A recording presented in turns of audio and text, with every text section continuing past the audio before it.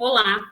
No programa de hoje eu vou conversar com Luciana Lara Sena Lima, advogada, sócia do Lara Martins Advogados. Tudo bom, Luciana? Seja bem-vinda. Obrigada, Renata. Obrigada a todos e a todas que nos acompanham. Para mim é motivo de muita alegria poder estar aqui com vocês, poder compartilhar um pouco acerca das questões que envolvem o meio ambiente, o direito ambiental, o Código Florestal Brasileiro, o projeto Regulariza Agro e todas essas temáticas que são tão latentes no nosso dia a dia. Para mim é motivo de muita alegria poder estar aqui com vocês. Luciana, alegria nossa estar te recebendo hoje aqui, até para você poder compartilhar todo esse conhecimento com a gente. Mas antes da gente entrar nessa conversa aí, que é bastante interessante, eu queria que você me falasse um pouquinho da sua formação e da sua experiência profissional.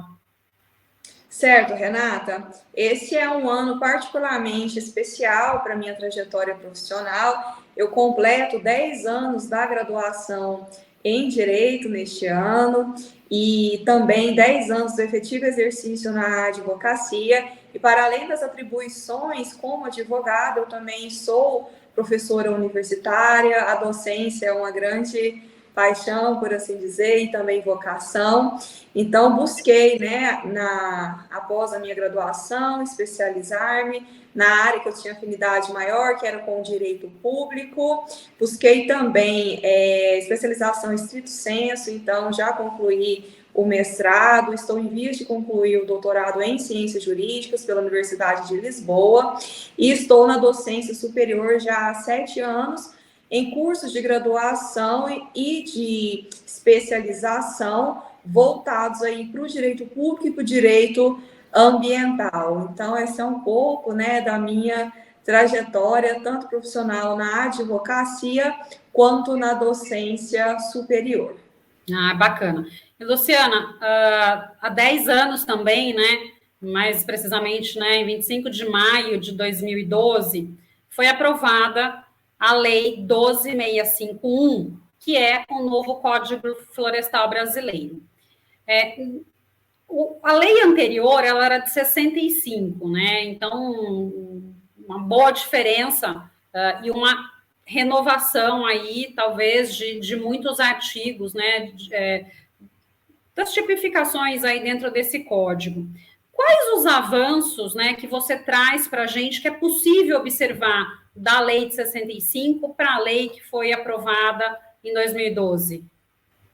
Sim, Renata, como você bem contextualizou, o nosso antigo, Código Florestal era datado de 1965, portanto, anterior à nossa Constituição atual vigente, Constituição de 1988, e a nossa Constituição foi tida como um grande marco, porque nenhuma outra Constituição trouxe um capítulo, um título específico que trouxesse uma tipificação da proteção do meio ambiente. E após essa normatização, na esfera constitucional, nós ainda estávamos também em vigor a legislação do Código Florestal de 65. Então, era necessário que nós tivéssemos um novo Código Florestal e ele só veio a ser aprovado em 2012, em maio de 2012, está desde então em vigência em nosso país. E é uma legislação que trouxe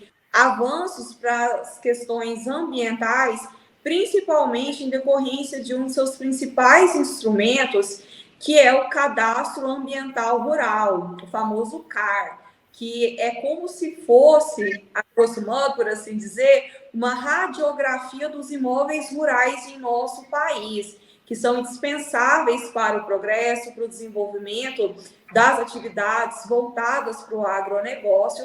Então, esse instrumento que foi trazido nessa normatização do Código Florestal de 2012 é tido como um grande avanço para que fosse feita essa radiografia desses imóveis. É um instrumento obrigatório para todas as propriedades rurais em nosso país, justamente para se ter essas informações sistematizadas e, consequentemente, poder ser adotadas aí as práticas adequadas por parte do poder público como um todo. Perfeito. E o código, né, ele traz realmente o CAR, eu acho que ele foi muito importante, mas ele traz aí várias outras questões que é como se fosse uma sopa de letrinhas, né? Porque além do CAR, a gente tem o PRA, que é o Programa de Regularização Ambiental, que ele ainda não foi implementado. E esta falta de implementação do PRA, ela traz algum prejuízo socioambiental para o país? Explica um pouquinho, né, primeiro, acho que o que é o PRA e, assim, qual a dificuldade da implementação e qual prejuízo, na verdade, a gente está tendo pela falta dessa implementação? Certo. O PRA, de fato, ele ainda não foi concretizado em que pese ter sido instituído na regulamentação do Código Florestal.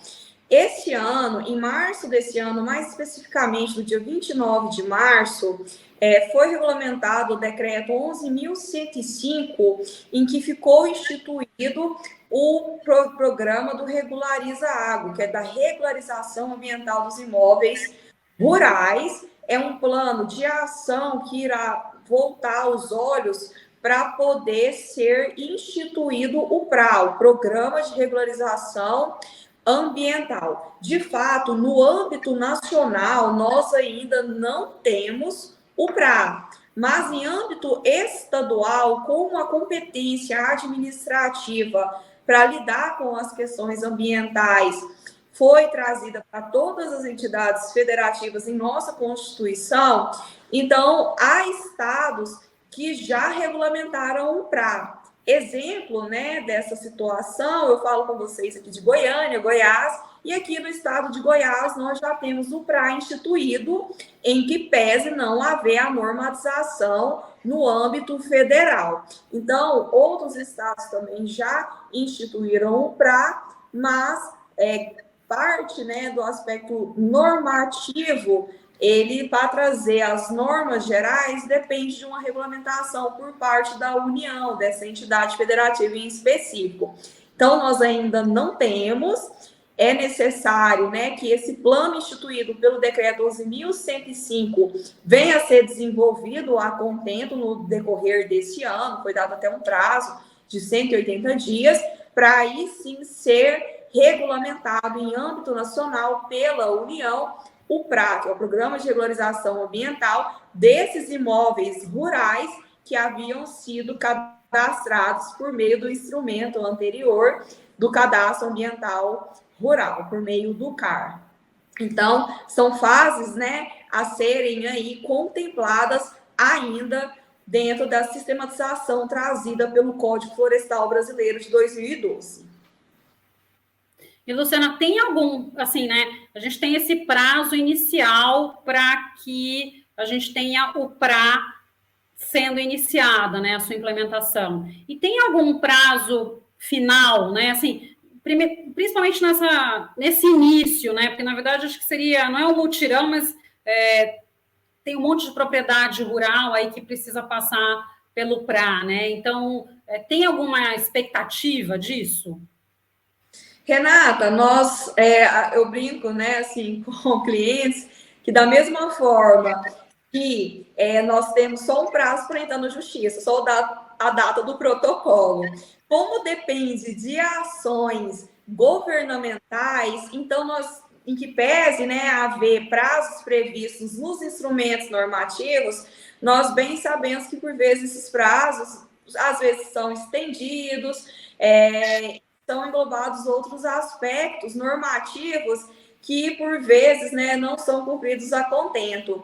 Então, nós não temos como prever quando que, de fato, nós teremos instituído em nosso país esse programa de regularização ambiental. O plano é para sair ainda esse ano. Foi dado o prazo de 180 dias, inclusive há cronograma previsto, né, nesse plano. Então, espero-se, né, que ele venha, sim, a ser efetivado, pelo menos até o final do ano, esse plano de regularização ambiental. E o PRA, quando instituído, ele constitui apenas a segunda fase, né, do processo de concretização aí da normatização do Código Florestal. E o CAR, né, se a gente foi nessa expectativa, o CAR também foi postergado, ele foi estendido, né? Então, aquele prazo inicial também é o que você mencionou. A gente tem o prazo do protocolo, né? Mas da análise ou da conclusão, isso às vezes fica um pouquinho aberto. E também nada garante, né? A gente tem essa previsão de que, de fato, o PRA seja instituído esse ano, mas, de repente, por ser um ano de eleição, né? Terem aí inúmeras variáveis, pode ser que a gente tenha uma prorrogação disso. A gente espera que não, né? Porque, de fato, acredito eu que tem todo um atraso na questão aí da regularização de áreas rurais e tudo mais. E daí, né, nessa linha, Luciana, fala um pouquinho, né? Qual é o processo, quantas etapas, né? Como que é esse processo de implementação efetiva do que está previsto ali no Código Florestal e engloba quais etapas? Certo, Renata. O Código Florestal trouxe a previsão de 5 passos para a efetiva implementação dessa normatização do Código Florestal. O primeiro passo seria a inscrição no CAR, no Cadastro Ambiental Rural, que foi delegado, né, para que os estados das entidades federativas condensassem as informações, repassassem para a União, para ser, né, ali condensado todas elas por meio do SISCAR, do Sistema Nacional desse Cadastro Ambiental dos Imóveis Rurais, a regulamentação do PRA. Então, nós estamos ainda na segunda fase, né? Etapas da implementação efetiva do Código Florestal. Então, nós estamos ainda em vias de regulamentação do PRA. Uma vez que o PRA for regulamentado na esfera nacional, finalizar e implementar efetivamente esse PRA, para aí sim partir para um plano de execução e monitoramento dos órgãos ambientais desses projetos de regularização, principalmente das definições trazidas, né, das áreas de preservação permanente, bem como das áreas de reserva legal. Então, temos ainda um caminho a ser percorrido aí pela próxima década, né, para que se concretize, de fato, o que está instituído dentro dessas 5 etapas do Código Florestal Brasileiro de 2012. Não, perfeito. E a gente pode, né, assim, no seu ponto de vista, dá para dizer que o Regulariza Agro, ele é uma ferramenta para tornar o Código Florestal brasileiro mais eficiente? Esse projeto, na verdade, do plano, né, do Regulariza Agro, ele é um instrumento dentro do PRA, do Programa de Regularização Ambiental. Uma vez que esse plano vier a ser efetivado, aí sim chegará-se a termo, né, o PRA, que é a segunda etapa, que é o da regulamentação desse projeto de regularização ambiental. Então, é um instrumento importante que faz parte desse processo, né, para que se efetive essas 5 etapas do Código Florestal e até então, né, a expectativa que temos enquanto profissionais da área atuante com o direito ambiental é que venha a ser cumprido esse prazo instituído no Decreto 11.105 de março de 2022 e que ele venha a ser concluído aí a contento até o final do ano para partir para a fase de efetiva regulamentação do PRA e aí sim ser uma das etapas concluídas dentro dessas 5 da sistematização da normatização. Então, estamos, né, em vias aí de termos esse plano, se não for prorrogado, né, não tiver nenhum tipo de alteração no cronograma, mas até o final do ano, e é um instrumento importante porque ele faz parte de todas essas etapas do processo de efetiva concretização da norma. Ah, perfeito. E, Luciana, nessa linha, né, esse programa, Regulariza Agro, ele trará mais investimento para as atividades rurais do país? A gente pode ter essa expectativa? A partir do momento em que nós temos essa normatização, a implementação, esse controle, esse monitoramento, essa sistematização, nós vamos ter, né, o nosso meio ambiente dentro dessas propriedades protegido, E uma vez estando protegido, estará cumprindo com a normatização, cumprindo também com a nossa lei maior, com a nossa Constituição Federal, que traz essa perspectiva, né, de uma conciliação, de uma compatibilização entre a utilização desses recursos naturais, ambientais postos, né, na natureza, mas ao mesmo tempo trazendo essa conciliação com o desenvolvimento econômico. Uma vez que o meio ambiente está, né, efetivamente protegido com todos esses projetos trazidos na normatização do Código Florestal, havendo essa compatibilização com o progresso, com o desenvolvimento econômico e com o desenvolvimento social, aí sim estaremos falando numa efetiva concretização da nossa Constituição. Então, constitui, né, nesse momento aqui, uma fase que temos ainda que avançar nesse sentido, que é difícil, né, porque depende que de diversos atores, diversos segmentos governamentais, empresariais, rurais, mas estamos em vias cada vez mais de se chegar a termo aí essa situação que nos é posta. Tá. E, Luciana, o setor agro, né, muitas vezes, ele acaba sofrendo críticas de ser um setor que não preserva o meio ambiente, né? Pelo contrário, tem todo um impacto.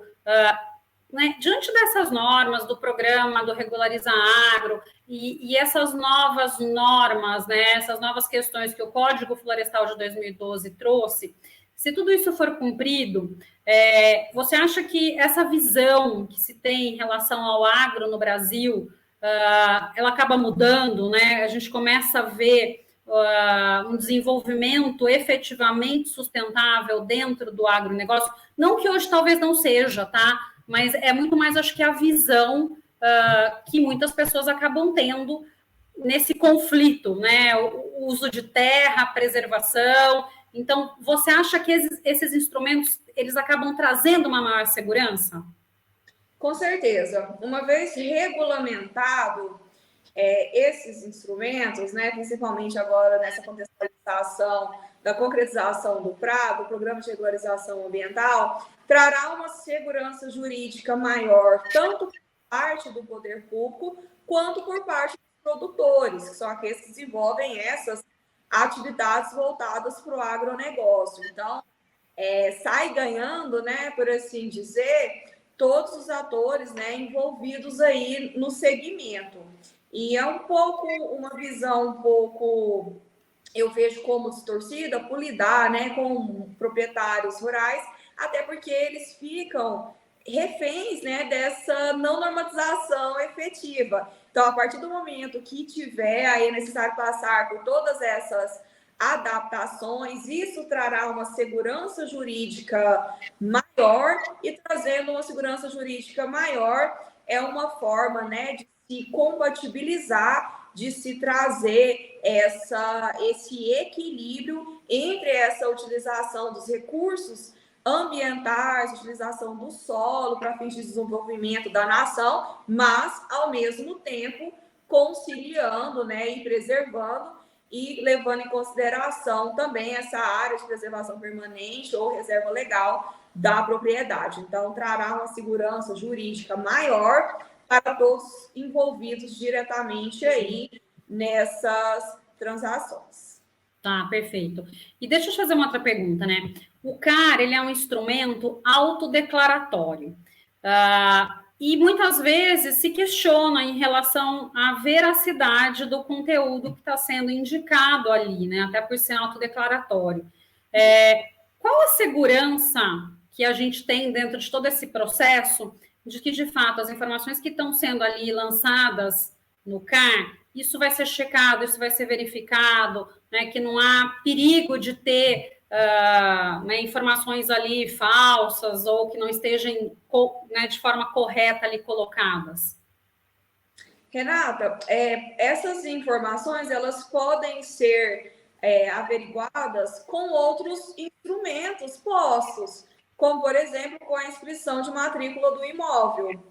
Se houver um conflito entre aquilo que está descrito na matrícula do imóvel perante aí os cartórios e a autodeclaração feita aí pelo proprietário dessa propriedade rural, é possível, né, trazer todas essas correções a posteriori, adequando aquilo que está tanto na matrícula quanto aquilo que foi declarado. Então, existe essa possibilidade e ser também, né, de certa forma, atestado e confirmada todas essas informações em outros instrumentos, para além, né, do registro da matrícula do imóvel, como também na declaração do ITR, do Imposto Territorial Rural, perante o órgão competente. Então, tem como, por assim dizer, constatar se de fato aquela informação prestada ali naquele momento foi verídica ou não, por meio de outros instrumentos postos que garantem essa segurança jurídica aí para o proprietário. Perfeito. Você tem como lastrear essas informações, né? Então, não dá simplesmente para ser inventado, né, alterado do jeito que se quer. E acho que mesmo porque isso acaba configurando em crime, né? Acho que, se não me engano, até o Código Florestal, ele teve ali uma alteração, considerando a questão da falsidade de declaração no CAR como crime, se não me engano, né? Então, acho que é importante relembrar isso também, para trazer, né, apesar de ser autodeclaratório, tem todo um outro cuidado por detrás para que não seja feito de qualquer jeito, né, para garantir, de fato, as informações que estão no sistema.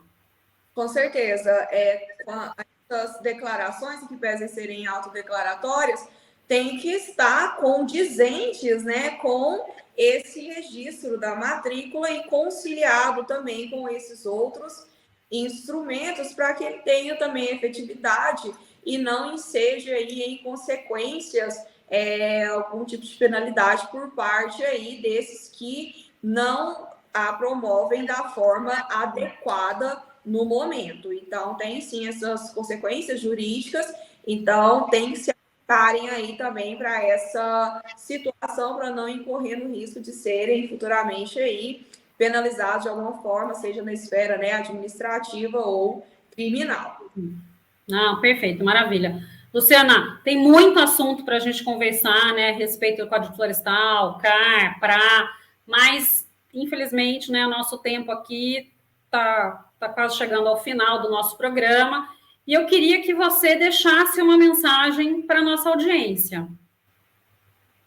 Renata, de antemão, eu agradeço a oportunidade, a abertura no programa, trazer todos esses esclarecimentos atinentes, né, ao Código Florestal. E toda vez que uma normatização faz aniversário, tem esse marco, tem todas essas restrições, e é o momento oportuno, né, de nós termos essas informações, mas, além disso, acompanhar essa efetiva concretização daquilo que está sendo posto, né, como instrumentos normativos. Então, é sempre muito válido, né, acompanharmos todas essas discussões dentro das nossas atividades desenvolvidas. Então, eu deixo, né, como mensagem aqui para todos que nos acompanham, para que estejam atentos. Meio ambiente é pauta diária, né, é pauta do dia. Então, temos que, de fato, voltarmos os olhos para essa efetiva concretização desse equilíbrio, dessa compatibilização entre essa preservação ambiental, mas, ao mesmo tempo, conciliando com o progresso do nosso país, com as atividades econômicas e com a promoção de uma justiça social, que é o que está preconizado em nossa Constituição. Então, vamos ter os nossos olhos voltados para essas pautas que são de interesse de toda a coletividade, e agradeço, me coloco à disposição para estar presente com vocês em uma outra oportunidade, debatendo aqui essa pauta que nos é tão cara, mas ao mesmo tempo tão importante, que é voltada para a proteção ambiental e suas normatizações. Agradeço a todos e a todas, em especial a você, Renata, que esteve aqui comigo nesse momento. Muito obrigada. Não, eu que agradeço, Luciana, foi ótimo. Eu acho que esse conceito aí que você trouxe no final, nada mais é do que o conceito de desenvolvimento sustentável, né? é de fato a gente conciliar as atividades sem, né, buscando, na verdade, uma preservação ambiental, né? Então, conciliar tudo isso. Então, te agradeço, realmente, esse assunto é um assunto, acho que, de extrema importância. Você mencionou os 10 anos do Código Florestal, né? Tem tido muita discussão, muita análise crítica em relação aos avanços que foram alcançados ao longo desses 10 anos. Então, agradeço aí por você compartilhar, né, sua expertise, seu conhecimento nessa área aqui conosco, tá bom? Obrigada. Obrigada. No programa de hoje, eu conversei com Luciana Lara Sena Lima, advogada, sócia do Lara Martins Advogados. Muito obrigado a você que nos prestigiou até aqui. Deixe seu like, se inscreva em nosso canal e compartilhe. Nos vemos na próxima semana.